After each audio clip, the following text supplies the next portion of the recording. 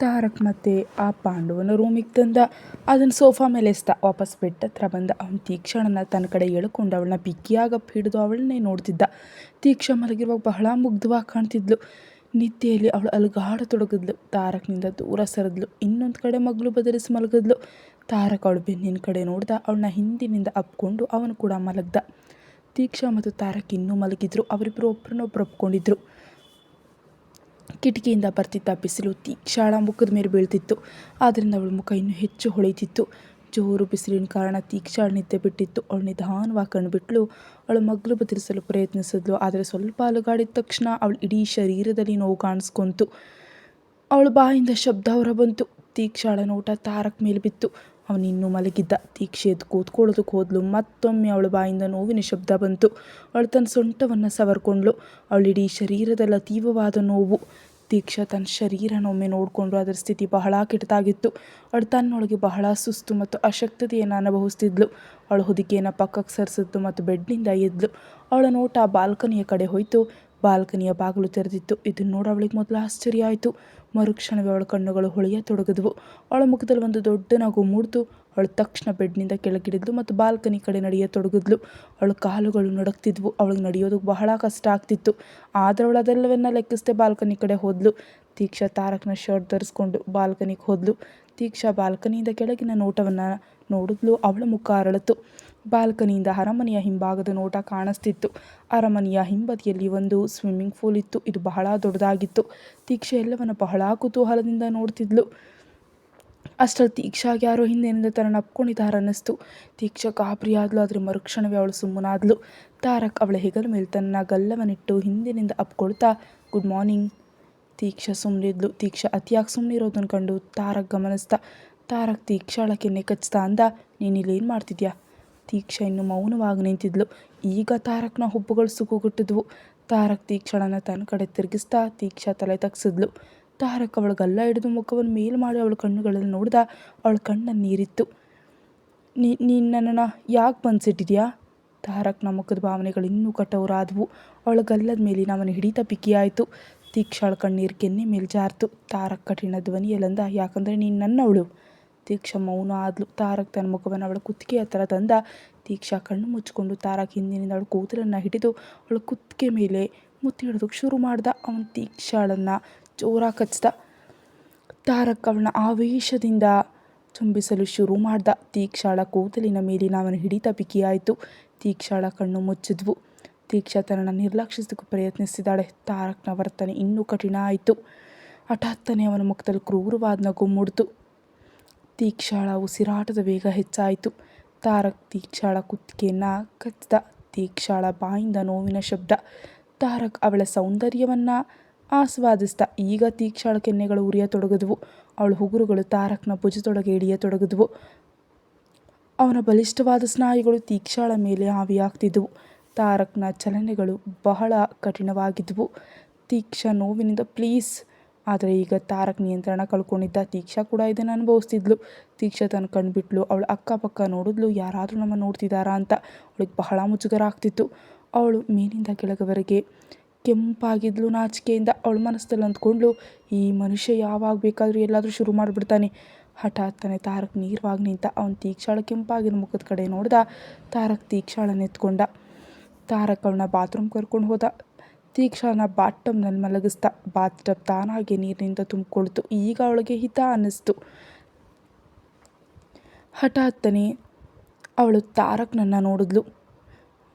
ಅವಳು ತನ್ನ ನೋಟವನ್ನು ಹತ್ತಿತ್ತ ತಿರುಗಿಸ್ಬಿಟ್ಲು ನಾಚಿಕೆಯಿಂದ. ನನ್ನ ಕಣ್ಣುಗಳಿಗೆ ಏನಾಗಿದೆ? ಪದೇ ಪದೇ ಅಲ್ಲಿಗೆ ಯಾಕೆ ಹೋಗ್ತಿವೆ? ತೀಕ್ಷ ಮನಸ್ಸಿನಲ್ಲಂದ್ಲು. ಯಪ್ಪ. ತಾರಕ್ ಕೂಡ ಬಾತ್ಟಬ್ಗೆ ಬಂದ. ಅವನು ತೀಕ್ಷಳನ್ನು ತನ್ನ ಕಡೆ ಎಳ್ಕೊಂಡ. ಅವಳನ್ನು ಚುಂಬಿಸ್ದ. ಹಾಗೇನು ನೋಡ್ತಿದ್ದೆ? ಇದನ್ನೇ ನೀನು ಮೊದಲ ಬಾರಿ ನೋಡ್ತಿರೋದಲ್ಲ ಅಲ್ವಾ? ತೀಕ್ಷ ಟೊಮೆಟೊ ಥರ ಕೆಂಪಾದ್ಲು. ಅವಳು ನಾಚಿಕೆಯಿಂದ ನೀರಾಗಿ ಹೋಗ್ತಿದ್ಲು. ತಾರಕ್ ಅವಳ ಭಾವನೆಗಳನ್ನ ನೋಡ್ದ. ಹಠಾತ್ತನೆ ಅವನ ಮುಖದಲ್ಲಿ ನಗು ಮೂಡ್ತು. ತಾರಕ್ ಮುಂದೆ ಅಂದ, ಅಥವಾ ಹೀಗೆ ಹೇಳೋಣ, ಇದನ್ನಿನ್ನು ಬಿಟ್ಟರೆ ಬೇರೆ ಯಾರಿಗೂ ಅಷ್ಟು ಚೆನ್ನಾಗಿ ಗೊತ್ತಿಲ್ಲ. ತೀಕ್ಷ ನಾಚಿಕೆಯಿಂದ ಅಂದ್ಲು, ಚುಪ್, ಸುಮ್ಮನಿರು ನೀನು. ಆದರೆ ತಾರಕ್ ಅವನಿಗೆ ತೀಕ್ಷಳಂತ ಮುಖ ಬಹಳ ಇಷ್ಟವಾಗ್ತಿತ್ತು. ತಾರಕ್ ಮುಂದೆ ಅಂದ, ಇದು ನಿನ್ನದೇ. ನೀನು ಯಾವಾಗ ಬೇಕಾದರೂ ಹೇಗೆ ಬೇಕಾದರೂ ಇದನ್ನು ನೋಡ್ಬೋದು. ಇದಕ್ಕಿಂತ ಮುಂದೆ ತಾರಕ್ ಏನಾದರೂ ಹೇಳೋ ಮೊದಲೇ ತೀಕ್ಷ ಅವನನ್ನು ಸುಮ್ಮನಿರಿಸ್ಬಿಟ್ಟಿದ್ಲು. ತಾರಕ್ನ ಕಣ್ಣುಗಳ ಅಚ್ಚರಿಯಿಂದ ಹರಡಿದವು. ಅವನು ತೀಕ್ಷಳಿಂದ ಕೆಲಸವನ್ನು ನಿರೀಕ್ಷಿಸಿರಲಿಲ್ಲ. ತೀಕ್ಷ ಹಿಂದೆ ಸರಿಯೋದು ಕೂದಲು ಅವಳು ಹಿಂದೆ ಸರಿಯೋ ಮೊದಲೇ ತಾರಕ್ ಅವಳನ್ನ ಹಿಡ್ಕೊಂಡಿದ್ದ. ಅವನ ಒಂದು ಕೈ ತೀಕ್ಷಳ ಮೇಲಿತ್ತು. ತೀಕ್ಷ ತಾರಕ್ನ ಉದ್ದೇಶವನ್ನು ಅರ್ಥ ಮಾಡ್ಕೊಳ್ತಿದ್ಲು. ತಾರಕ್ ಅವಳೊಂದಿಗೆ ಬೆರೆಯೋದಕ್ಕೆ ಇಷ್ಟಪಡ್ತಿದ್ದ.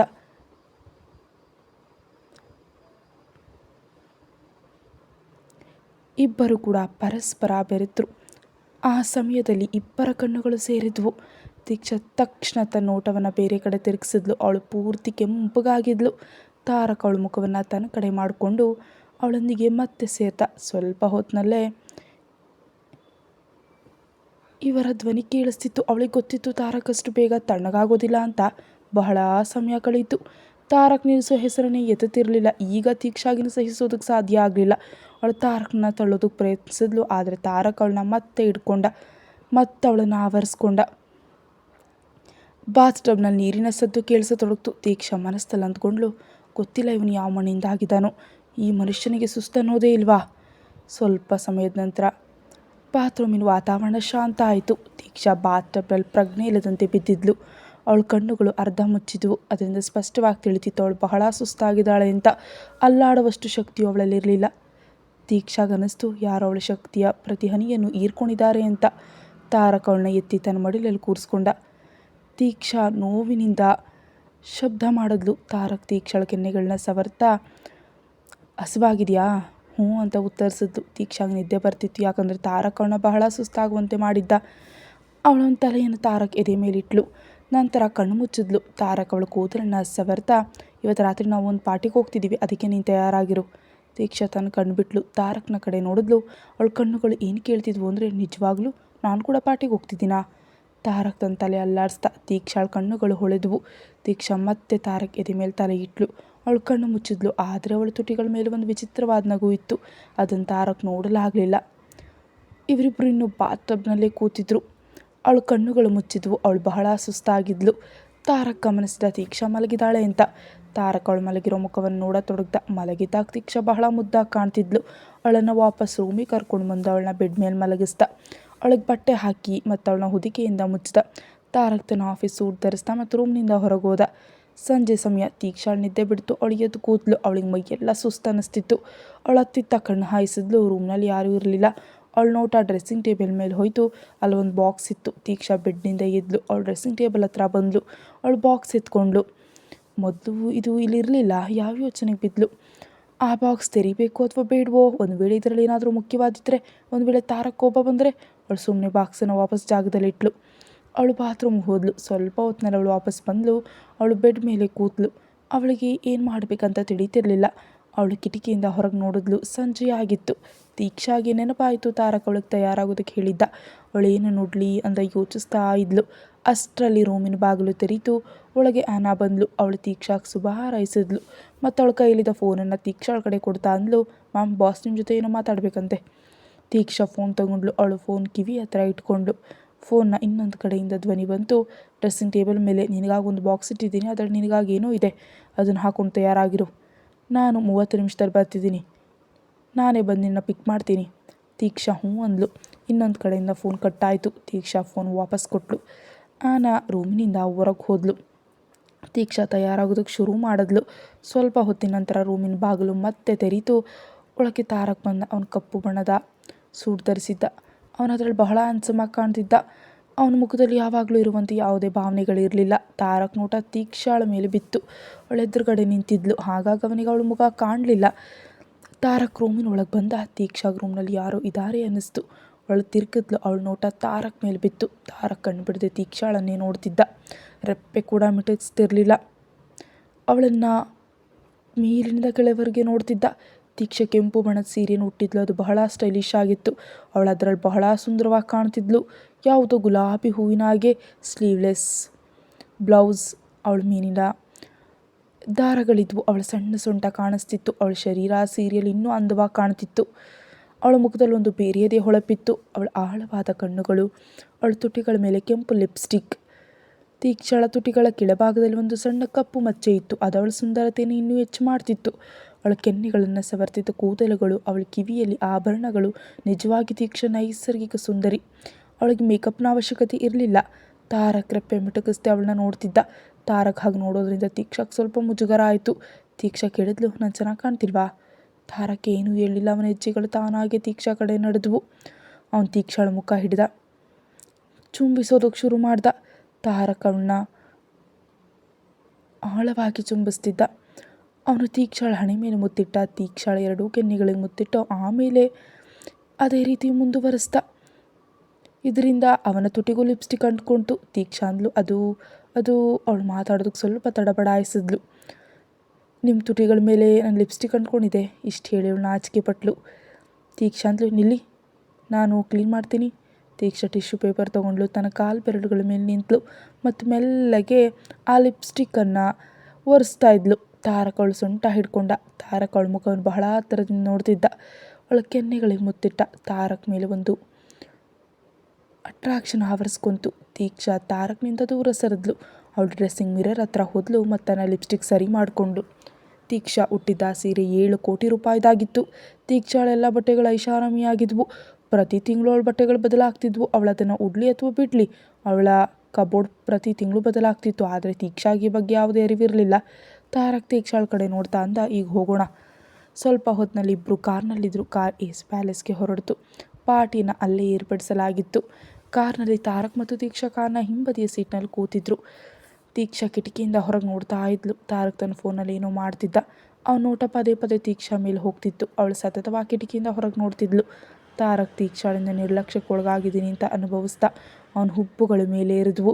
ತೀಕ್ಷಾ ಮತ್ತು ಅವನ ಕಾರ್ ಹತ್ತಾಗಿಂದ ತೀಕ್ಷಾ ಒಂದೇ ಒಂದು ಬಾರಿ ಕೂಡ ಅವನ ಕಡೆ ನೋಡಿರಲಿಲ್ಲ. ಅವಳು ಬರೀ ಕಾರ್ನಿಂದ ಹೊರಗೆ ನೋಡ್ತಿದ್ಲು. ಇದರಿಂದ ಕೋಪಗೊಂಡವನವಳನ್ನ ಎಳ್ಕೊಂಡ. ಅವಳು ಎದುರಿದ್ಲು. ಅವಳೆರಡು ಕೈಗಳು ತಾರಕ್ನ ಭುಜದ ಮೇಲಿದ್ವು. ಅವಳು ತನ್ನ ದೊಡ್ಡ ಕಣ್ಣುಗಳಿಂದ ತಾರಕ್ ಕಡೆ ನೋಡ್ತಿದ್ಲು. ಏನಾಯಿತು ಅಂತ ಕೇಳುವಂತೆ. ತಾರಕ್ ಕಠಿಣ ಧ್ವನಿಯಲ್ಲಂದ, ನೀನು ನನ್ನ ಅವಾಯ್ಡ್ ಮಾಡ್ತಿದ್ಯಾ? ತೀಕ್ಷಾ ತನ್ನ ತಲೆ ಅಲ್ಲಾಡಿಸಿದ್ಲು.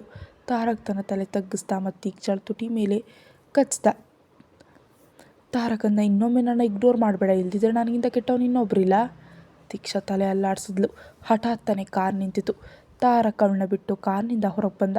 ತಾರಕ್ನ ಕಾರ್ ಹತ್ರ ರಿಪೋರ್ಟ್ಗಳು ಗುಂಪಿತ್ತು. ಯಾಕಂದರೆ ತಾರಕ್ ಸಾಮಾನ್ಯ ಮನುಷ್ಯನಲ್ಲ. ತಾರಕ್ನ ಬಾಡಿಗಾರ್ಡ್ಗಳೆಲ್ಲ ರಿಪೋರ್ಟರ್ಗಳನ್ನ ಸರಿಸಿದ್ರು. ರಿಪೋರ್ಟರ್ಗಳು ಸತತವಾಗಿ ತಾರಕ್ನ ಫೋಟೋ ತೆಗೆಯೋದಕ್ಕೆ ಪ್ರಯತ್ನಿಸಿದ್ರು. ಆದರೆ ಅವರು ಸೋತರು. ತಾರಕ್ ಕಾರ್ನ ಇನ್ನೊಂದು ಸೈಡ್ ಹೋದ. ಅವನು ಕಾರ್ನ ಬಾಗಲು ತೆಗೆದ. ಕಾರ್ನಿಂದ ತೀಕ್ಷಾ ಹೊರಬರತೊಡಗಿದ್ಲು. ತಾರಕ್ ಅವಳ ಕೈ ಹಿಡಿದಿದ್ದ. ತೀಕ್ಷಾ ಕಾರ್ನಿಂದ ಹೊರಬಂದ್ಲು. ಬಾಡಿಗಾರ್ಡ್ಗಳು 4 ಕಡೆಯಿಂದ ತಾರಕ್ ಮತ್ತು ತೀಕ್ಷಾಳನ್ನು ಸುತ್ತುವರೆದ್ರು. ರಿಪೋರ್ಟರ್ಗಳಿಗೆ ಅವರ ಹತ್ರ ಕೂಡ ಹೋಗೋದಕ್ಕೆ ಸಾಧ್ಯ ಆಗಲಿಲ್ಲ. ತೀಕ್ಷಾ ಮತ್ತು ತಾರಕ್ ಪಾರ್ಟಿ ಹಾಲ್ ಒಳಗೆ ಹೋದರು. ಪಾರ್ಟಿ ಬಹಳ ಜೋರಾಗಿತ್ತು. ತಾರಕ್ನ ಸ್ವಾಗತಿಸೋದಕ್ಕೆ ಪಾರ್ಟಿ ಆರ್ಗನೈಸರ್ ಮತ್ತು ದೊಡ್ಡ ಇನ್ವೆಸ್ಟರ್ಗಳು ಬಂದಿದ್ದರು. ಅಲ್ಲಿನವರೆಲ್ಲರೂ ತಾರಕ್ ಜೊತೆ ಒಬ್ಬ ಹುಡುಗಿಯನ್ನು ನೋಡಿ ಆಶ್ಚರ್ಯಪಟ್ಟರು. ಅವರೆಲ್ಲರೂ ತೀಕ್ಷಾಳನ್ನು ನೋಡ್ತಿದ್ರು. ಈ ಹುಡುಗಿ ಯಾರು? ಮಿಸ್ಟರ್ ರಹಾನ್ ಅವರ ಯಾರಿವಳು? ಮತ್ತು ಈ ಹುಡುಗಿ ಎಷ್ಟು ಸುಂದರವಾಗಿದ್ದಾಳೆ? ಅಲ್ಲಿ ಅಂಥ ಮಾತುಗಳು ನಡೀತಿದ್ವು. ತಾರಕ್ ಜನಗಳ ನೋಟ ತೀಕ್ಷಾಳ ಮೇಲೆ ಇರೋದನ್ನು ಗಮನಿಸಿದಾಗ ಅವನ ಧ್ವನಿ ಕಠಿಣ ಆಯಿತು. ಅವನು ತೀಕ್ಷಾಳ ಸೊಂಟದ ಮೇಲೆ ಕೈ ಇಟ್ಟ, ಎಲ್ರಿಗೂ ತಿಳಿಸ್ಬೇಕಂತ, ತೀಕ್ಷಾ ಅವನವಳು ಅಂತ. ತೀಕ್ಷಾ ತಾರಕ್ ಕಡೆ ನೋಡಿದ್ಲು. ಅವಳ ಕೆನ್ನೆಗಳ ಕೆಂಪಾದವು. ಈ ಮನುಷ್ಯ ಎಲ್ಲಿ ಬೇಕಾದರೂ ಶುರು ಮಾಡ್ತಾನೆ. ತೀಕ್ಷಾ ಪಾರ್ಟಿಯಲ್ಲಿ ಎಲ್ಲ ಜನರನ್ನ ನೋಡ್ತಿದ್ಲು. ಅವಳ ಹತ್ತಿತ್ತ ಕಣ್ಣು ಹಾಯಿಸ್ತಿದ್ಲು. ಯಾಕಂದರೆ ಸುಮಾರು 1 ವರ್ಷದ ನಂತರ ಅವಳು ಅಂಥ ಪಾರ್ಟಿಗೆ ಬಂದಿದ್ಲು. ತೀಕ್ಷಾಗಲ್ಲಿ ಯಾರೂ ಗೊತ್ತಿರಲಿಲ್ಲ. ಆದರೆ ಯಾರೋ ಒಬ್ಬರು ತೀಕ್ಷಾಳ ಮೇಲೆ ಕಣ್ಣಿಟ್ಟಿದ್ರು. 2 ಕಣ್ಣುಗಳು ತೀಕ್ಷಾಳನ್ನೇ ನೋಡ್ತಿದ್ವು. ಇದೆಲ್ಲ ತಿಳಿಯ ತೀಕ್ಷಾ ಮತ್ತು ತಾರಕ್ ಪಾರ್ಟಿ ಹಾಲ್ ಒಳಗೆ ಬಂದರು. ಎಲ್ಲರಿಗೂ ಅಚ್ಚರಿ ವಿಷಯ ಅಂದರೆ ಮಿಸ್ಟರ್ ರಹಾನ್ ಜೊತೆ ಒಬ್ಬ ಹುಡುಗಿ ಇದ್ದದ್ದು. ಜನರ ಮನಸ್ಸಲ್ಲಿ ಬಹಳ ಪ್ರಶ್ನೆಗಳಿದ್ವು. ತಾರಕ್ ಬಗ್ಗೆ ಏನನ್ನಾದರೂ ತಿಳಿಯುವಷ್ಟು ಧೈರ್ಯ ಯಾರಿಗೂ ಇರಲಿಲ್ಲ. ತಾರಕ್ ಬಿಸ್ನೆಸ್ ಲೋಕದ ಬಾದ್ಶಾ. ಆದರೆ ಅವನು ಯಾವುದೇ ಪಾರ್ಟಿಗೆ ಹೋಗ್ತಿರ್ಲಿಲ್ಲ. ಯಾವುದಾದ್ರೂ ಬಹಳ ಮುಖ್ಯವಾದ ಪಾರ್ಟಿ ಇದ್ದರೆ ಮಾತ್ರ ತಾರಕ್ ಕಾಣಿಸ್ಕೊಳ್ತಿದ್ದ. ಪಾರ್ಟಿಯಲ್ಲಿದ್ದ ಎಲ್ಲ ಹುಡುಗಿಯರು ತಾರಕ್ನನ್ನು ನೋಡ್ತಿದ್ರು, ಜೊತೆಗೆ ಅವನ ಜೊತೆ ಬಂದಿದ್ದ ಹುಡುಗಿಯನ್ನು. ಅಲ್ಲಿನ ಹುಡುಗಿಯರಿಗೆ ತೀಕ್ಷಾ ಕಂಡ್ರೆ ಅಸೂಯೆ ಆಗ್ತಾ ಇತ್ತು. ಯಾಕಂದರೆ ತಾರಕ್ ಹತ್ರ ಸುಳಿಯೋದಕ್ಕೂ ಕೂಡ ಯಾರಿಗೂ ಅನುಮತಿ ಇರಲಿಲ್ಲ. ಇವತ್ತಿನವರೆಗೆ ಅವರ ಹತ್ರ ಯಾವುದೇ ಹುಡುಗಿ ಕಾಣಿಸ್ಕೊಂಡಿರಲಿಲ್ಲ. ತೀಕ್ಷಾ ಮೊದಲು ಹುಡುಗಿ ಆಗಿದ್ಲು. ಜೊತೆಗೆ ಮಿಸ್ಟರ್ ರಹಾನ್ ಅವಳು ಸೊಂಟದ ಮೇಲೆ ಕೈ ಇಟ್ಟಿದ್ರು. ಮೋಹನ್ ತಾರಕ್ ಮತ್ತು ತೀಕ್ಷಾ ಹತ್ರ ಬಂದ. ಅವನು ತೀಕ್ಷಾಗೆ ಹಲೋ ಅಂದ. ತಾರಕ್ ಜೊತೆ ಹ್ಯಾಂಡ್ಶೇಕ್ ಮಾಡ್ದ. ಅವನ ನೋಟ ತಾರಕ್ನ ಕೈ ಮೇಲೆ ಹೋಯ್ತು. ಅದು ತೀಕ್ಷಾಳ ಸೊಂಟದ ಮೇಲಿತ್ತು. ಮೋಹನ್ ಮುಖದಲ್ಲಿ ನಗು ಬಂತು. ಮೆಲ್ಲಗೆ ತಾರಕ್ನ ಕಿವಿಯಲ್ಲಂದ, ಈಗ ಅವಳನ್ನ ಬಿಡು, ಅವಳೆಲ್ಲೂ ಓಡ್ ಹೋಗಲ್ಲ, ಯಾರೂ ಅವಳನ್ನ ನಿನ್ನಿಂದ ಕದಿಯಲ್ಲ. ತಾರಕ್ ಮೋಹನ್ ಕಡೆ ನೋಡ್ದ. ಮೋಹನ್ ಮುಖದಲ್ಲಿ ನಗು ಇತ್ತು. ಮೋಹನ್ ಅಂದ, ತಾರಕ್, ಆ ಪ್ರಾಜೆಕ್ಟ್ ಬಗ್ಗೆ ಸ್ವಲ್ಪ ಚರ್ಚೆ ಮಾಡಬೇಕಿತ್ತು. ತಾರಕ್ ತಲೆ ಅಲ್ಲಾಡಿಸ್ದ. ತಾರಕ್ ತೀಕ್ಷಾಳ ಸೊಂಟದಿಂದ ಕೈ ತೆಗೆದ. ಒಂದು ಬಾರಿ ತೀಕ್ಷಾಳ ಕಡೆ ನೋಡ್ದ ಮತ್ತು ಮೋಹನ್ ಜೊತೆ ಅಲ್ಲಿಂದ ಹೋದ. ಮೋಹನ್ ಮತ್ತು ತಾರಕ್ ಕಾಂಟ್ರಾಕ್ಟ್ ಸೈನ್ ಮಾಡಲು ಹೋದರು. ಆ ಕಾಂಟ್ರಾಕ್ಟ್ ಮೇಲೆ ತಾರಕ್ ಸೈನ್ ಮಾಡಬೇಕಿತ್ತು. ಆಗ ಮಾತ್ರ ಆ ಪ್ರಾಜೆಕ್ಟ್ ಅನುಮೋದನೆ ಸಿಗ್ತಿತ್ತು. ತೀಕ್ಷಾಳ ಒಬ್ಬಳೇ ನಿಂತಿದ್ಲು. ಅವಳ ಪಾರ್ಟಿಯಲ್ಲಿದ್ದ ಎಲ್ಲ ಜನರನ್ನ ನೋಡ್ತಿದ್ರು. ಒಬ್ಬ ವೇಟರ್ ಅವಳ ಮುಂದೆ ಹೋಗ್ತಿದ್ದ. ತೀಕ್ಷಾ ಒಂದು ವೈನ್ ಗ್ಲಾಸ್ ತೊಗೊಂಡ್ಲು ಮತ್ತು ಅದರ ಸಿಪ್ ತೊಗೊಳೋದು ಶುರು ಮಾಡಿದ್ಲು. ಅಷ್ಟರಲ್ಲಿ ಅವಳ ಹತ್ರ ಯಾರೋ ಬಂದರು. ತೀಕ್ಷಾ ಆ ಮನುಷ್ಯನ ಕಡೆ ನೋಡಿದ್ಲು. ಆ ಮನುಷ್ಯ ತೀಕ್ಷಾಳ ಕಡೆ ತನ್ನ ಕೈ ಚಾಚ್ದ. ಹಲೋ ಮಿಸ್ ಬ್ಯೂಟಿಫುಲ್, ನೀವು ಇಲ್ಲಿ ಯಾಕೆ ಒಬ್ಬರೇ ನಿಂತಿದ್ದೀರಾ? ನನ್ನ ಜೊತೆ ಡ್ಯಾನ್ಸ್ ಮಾಡ್ತೀರಾ? ತೀಕ್ಷಾ ಅವನ ಕಡೆ ನೋಡಿದ್ಲು. ಆ ಮನುಷ್ಯನ ಹೆಸರು ಮೀನಾಕ್ಷ್. ಅವನು ಕೂಡ ಬಿಸ್ನೆಸ್ ಲೋಕದ ಪ್ರಸಿದ್ಧ ವ್ಯಕ್ತಿ. ಅವನೊಬ್ಬ ಪ್ಲೇ ಬಾಯ್ ಅಂತಲೂ ಹೆಸರಾಗಿದ್ದ. ನಿಜವಾಗಿ ಮೀನಾಕ್ಷಿಗೆ ತೀಕ್ಷಾ ತಾರಕ್ ಜೊತೆ ಇದ್ದಾಳೆ ಅಂತ ಗೊತ್ತಿರಲಿಲ್ಲ. ಅವನ ಪಾರ್ಟಿಗೆ ತಡವಾಗಿ ಬಂದಿದ್ದ, ಹಾಗಾಗಿ ಅವನಿಗೆ ವಿಷಯ ತಿಳಿದಿರಲಿಲ್ಲ. ತೀಕ್ಷಾ ತನ್ನ ಕೈಯನ್ನು ಅವನ ಕೈ ಮೇಲಿಟ್ಲು. ಅವಳನ್ನ ಡ್ಯಾನ್ಸ್ ಫ್ಲೋರ್ ಮೇಲೆ ಕರ್ಕೊಂಡು ಹೋದ. ಇಬ್ಬರು ಡ್ಯಾನ್ಸ್ ಮಾಡೋದಕ್ಕೆ ಶುರು ಮಾಡಿದ್ರು. ಮೀನಾಕ್ಷನ ಒಂದು ಕೈ ಅವಳ ಸೊಂಟದ ಮೇಲಿತ್ತು, ತೀಕ್ಷಾಳ ಕೈ ಅವನ ಭುಜದ ಮೇಲಿತ್ತು. ಇಬ್ಬರು ಡ್ಯಾನ್ಸ್ ಮಾಡ್ತಿದ್ರು. ತೀಕ್ಷಾ ಮತ್ತು ಮೀನಾಕ್ಷಿ ಏನೋ ಮಾತಾಡ್ತಿದ್ರು. ಅವರ ಮಾತು ಅಲ್ಲಿನ ಯಾರಿಗೂ ಕೇಳಿಸ್ತಿರ್ಲಿಲ್ಲ. ತೀಕ್ಷಾಳ ಮುಖದಲ್ಲಿ ಒಂದು ನಿಗೂಢ ನಗು ಇತ್ತು. ಮೀನಾಕ್ಷನ ಮುಖದಲ್ಲೂ ನಗು ಇತ್ತು. ತಾರಕ್ ಕಾಂಟ್ರಾಕ್ಟ್ ಸೈನ್ ಮಾಡಿ ವಾಪಸ್ ಬರ್ತಿದ್ದ. ಅವನ ಕಣ್ಣುಗಳು ತೀಕ್ಷಾಳನ್ನೇ ಹುಡುಕ್ತಿದ್ವು. ಹಠಾತ್ ಅವನ ನೋಟ ಡ್ಯಾನ್ಸ್ ಫ್ಲೋರ್ ಮೇಲೆ ಬಿತ್ತು. ಅವನು ತೀಕ್ಷಾಳನ್ನು ಯಾವುದೋ ಹುಡುಗನ ಜೊತೆ ನೋಡ್ದ. ಅವನ ಜೊತೆ ಡ್ಯಾನ್ಸ್ ಮಾಡ್ತಿದ್ಲು. ಇದನ್ನು ನೋಡಿದ ತಕ್ಷಣ ತಾರಕ್ ಒಳಗೆ ಬೆಂಕಿ ಹತ್ಕೊಂತು. ಅವನ ಮುಷ್ಟಿ ಬಿಗಿಯಾಯಿತು. ಅವನನ್ನು ನೋಡಲು ಬಹಳ ಭಯಾನಕವಾಗಿತ್ತು. ಅವನ ಜೊತೆ ಬರ್ತಿದ್ದಂಥ ಮೋಹನ್ ಒಂದು ಕ್ಷಣ ಅವನು ಕೂಡ ಹೆದರ್ದ. ಅವನ ಕಣ್ಣುಗಳು ತಾರಕ್ನ ನೋಟವನ್ನು ಅನುಸರಿಸಿದ್ವು. ಅವನ ನೋಟ ತೀಕ್ಷಾಳ ಮೇಲಿತ್ತು. ಅವಳು ಯಾವುದೋ ಮನುಷ್ಯನ ಜೊತೆ ಡ್ಯಾನ್ಸ್ ಮಾಡ್ತಿದ್ಲು. ಇದನ್ನು ನೋಡಿ ಮೋಹನ್ ಬೆವರ್ತಿದ್ದ. ತಾರಕ್ ಆ ಮನುಷ್ಯನ ಬೆನ್ನಿನ ಕಡೆ ನೋಡ್ತಿದ್ದ. ನಿಜವಾಗಿ ಮೀನಾಕ್ಷನ ಬೆನ್ನು ತಾರಕ್ ಕಡೆಗಿತ್ತು. ತಾರಕ್ ಅವನ ಮುಖ ನೋಡೋದಕ್ಕೆ ಸಾಧ್ಯ ಆಗಲಿಲ್ಲ. ತೀಕ್ಷಾಳ ಮುಖದಲ್ಲಿ ನಗು ಇತ್ತು. ಅದು ತಾರಕ್ ಅತೀವ ಕೋಪ ತರಿಸ್ತು. ತಾರಕ್ ಕೋಪದಿಂದ ತನ್ನ ಹೆಜ್ಜೆಗಳನ್ನ ಡ್ಯಾನ್ಸ್ ಫ್ಲೋರ್ ಕಡೆ ತೊಡಗ್ದ. ಮೋಹನ್ ಇದು ನೋಡಿ ಹೆದರ್ದ. ಅವನಿಗೆ ಭಯ ಇತ್ತು ತಾರಕ್ ತೀಕ್ಷಾಗೆ ಏನಾದರೂ ಮಾಡಿಬಿಡ್ತಾನೆ ಅಂತ. ಯಾಕಂದರೆ ತಾರಕ್ ಬಹಳ ಕೋಪದಲ್ಲಿದ್ದ. ಮೀನಾಕ್ಷನ ಫೋನ್ ಬಂತು. ಅವನು ತೀಕ್ಷಾಗೆ ಕ್ಷಮಿಸಿ ಅಂತೇಳಿ ಡ್ಯಾನ್ಸ್ ಫ್ಲೋರಿಂದ ಕೆಳಗಿಳಿದ. ಅವನಲ್ಲಿಂದ ಹೋದ. ತೀಕ್ಷಾ ಡ್ಯಾನ್ಸ್ ಫ್ಲೋರ್ನಿಂದ ಕೆಳಗಿಳಿತಿದ್ಲು. ಅವಳ ನೋಟ ತಾರಕ್ ಮೇಲೆ ಬಿತ್ತು. ಅವನು ಸಿಟ್ಟಿನಿಂದ ಕುದಿಯುತ್ತಾ ಅವಳ ಹತ್ರ ಬರ್ತಿದ್ದ. ತೀಕ್ಷಾ ಮಂಡ ನೋಡಿ ಹೆದರಿದ್ಲು. ಅಷ್ಟರ ತಾರಕ್ ಕೋಪದಿಂದ ಅವಳ ಹತ್ರ ಬಂದ. ಅವನು ತೀಕ್ಷಾಳ ಕೈನ ಬಹಳ ಜೋರಾಗಿ ಹಿಡ್ಕೊಂಡ. ಅವನು ಹಿಡಿತ ಎಷ್ಟು ಗಟ್ಟಿಯಾಗಿತ್ತು ಅಂದರೆ ತೀಕ್ಷಾ ಕೈಯಲ್ಲಿ ನೋವಾಗೋದಕ್ಕೆ ಶುರುವಾಯಿತು. ಅವಳು ತನ್ನ ಕೈಯನ್ನು ಹಿಂದೆ ತೆಗೆದುಕೊಳ್ಳೋದಕ್ಕೆ ಪ್ರಯತ್ನಿಸಿದ್ಲು. ತಾರಕ್ ಬೆಂಕಿ ಉಗುಳು ಕಣ್ಣುಗಳಿಂದ ಅವಳನ್ನ ನೋಡ್ತಿದ್ದ. ತಾರಕ್ ಕೋಪದಿಂದ ತೀಕ್ಷಾಳನ್ನು ಎಳೆದೊಯ್ದ. ಅಲ್ಲಿನ ರೂಮ್ ಕಡೆ ತೀಕ್ಷಾಳನ್ನ ಕರ್ಕೊಂಡು ಹೋದ. ಮೋಹನ್ ಇದನ್ನು ನೋಡಿ ಹೆದರ್ದ. ಅವನು ತೀಕ್ಷಾ ಮತ್ತು ತಾರಕ್ ಹಿಂದೆ ಹೋಗೋದಕ್ಕೆ ಹೋದ. ತಾರಕ್ ಕೋಪದಿಂದ ಮೋಹನ್ ಕಡೆ ನೋಡ್ದ. ಆದ್ದರಿಂದ ಅವನು ಅಲ್ಲೇ ನಿಂತು ಬಿಟ್ಟ. ಅಲ್ಲಿನ ಎಲ್ಲ ಜನರು ಅಚ್ಚರಿಯಿಂದ ಅವ್ರನ್ನ ನೋಡ್ತಿದ್ರು. ಆದರೆ ಯಾರಿಗೂ ಮಾತಾಡೋ ಧೈರ್ಯ ಇರಲಿಲ್ಲ. ತಾರಕ್ ಕೋಪದಿಂದ ತೀಕ್ಷಾಳನ್ನು ರೂಮ್ ಒಳಗೆ ಕರೆದೊಯ್ದು ಅವನು ತೀಕ್ಷಾಳನ್ನು ರೂಮ್ ಒಳಗೆ ಎಸ್ದ. ಬಾಗಿಲನ್ನು ದಡಾರನ್ನ ಹಾಕ್ದ. ತೀಕ್ಷಾ ಎದ್ದು ನಿಂತಳು. ಅವಳ ಹೆದರಿದ ಕಣ್ಣುಗಳಿಂದ ತಾರಕ್ ಕಡೆ ನೋಡಿದ್ಲು. ತಾರಕ್ ಕೋಪದಿಂದ ಅವಳ ಹತ್ರ ಬಂದ. ತೀಕ್ಷಾ ಭಯದಿಂದ ಹಿಂದೆ ಸರಿದ್ಲು. ತಾರಕ್ ಅವಳಿನ್ನೂ ಹತ್ರ ಬಂದ. ಅವನಷ್ಟೇ ಕೋಪದಿಂದ ತುಂಬಿದ್ದ. ತೀಕ್ಷಾ ಒಂದೊಂದು ಹೆಜ್ಜೆ ಹಿಂದೆ ಇಡ್ತಿದ್ಲು. ತೀಕ್ಷಾ ಹಿಂದೆ ಯಾವಾಗ ಗೋಡೆಗೆ ತಗುಲಿದ್ಲು ಅಂತ ಅವಳಿಗೆ ತಿಳಿಲಿಲ್ಲ. ಅವಳು ಗೋಡೆ ಕೂತಿದ್ಲು. ತಾರಕ್ ಅವಳ ತೀರಾ ಹತ್ತಿರ ಬಂದ. ತೀಕ್ಷಾಳ ಕೈಗಳು ತಾನಾಗಿ ಅವನನ್ನು ತಳ್ಳೋದಕ್ಕೆ ಮುಂದೆ ಬಂದವು. ಇದನ್ನು ನೋಡಿ ತಾರಕ್ನ ರಕ್ತ ಕುದೀತು. ಅವನ ಕೋಪದಿಂದ ತೀಕ್ಷಾಳ ಕೈಗಳನ್ನ ಹಿಡ್ಕೊಂಡ ಮತ್ತು ಅವಳನ್ನ ಗೋಡೆ ಗದುಮಿ ಹಿಡ್ದಂದ. ಈಗ ನಿನ್ನ ಬೇರೆಯವನು ಮುಟ್ಟಿತಾನೆ, ಇದರ ಅರ್ಥ ನೀನು ನನ್ನನ್ನು ಮುಟ್ಟೋದಕ್ಕೆ ಬಿಡಲ್ವಾ?